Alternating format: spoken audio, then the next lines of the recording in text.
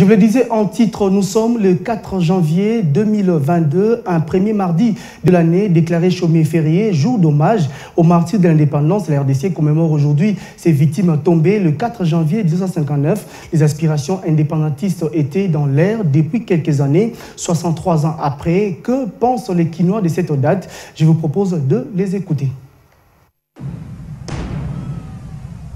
Contre vents et marées, la mémoire collective congolaise reste vive et le souvenir n'a jamais quitté l'âme des nations congolaises suite au souhait du peuple congolais accéder à l'indépendance après une grande période de colonisation belge.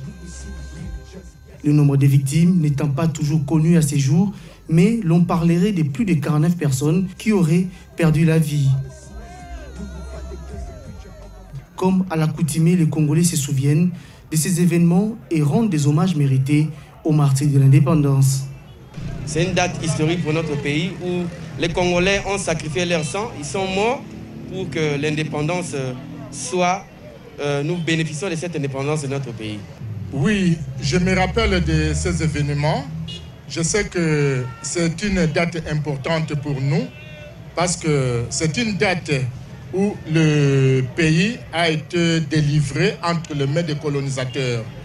Donc c'est ça qui me rappelle et ça doit être une date où nous devons toujours recourber le front pour reconnaître un peu nos ancêtres qui sont quand même, qui sont morts pour la cause de notre pays.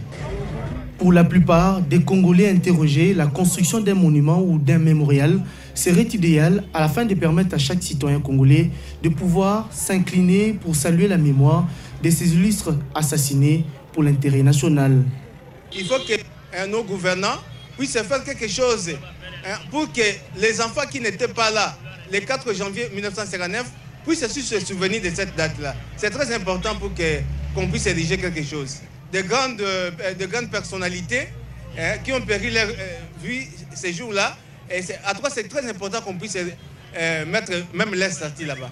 Construire un monument en leur mémoire et en chaque 4 janvier, les gens y vont se recueillir et déposer une gerbe de fleurs, prendre même des photos à côté de ces monuments-là et faire une représentation d'une photo de la photo de chaque personne qui était décédée ce jour-là.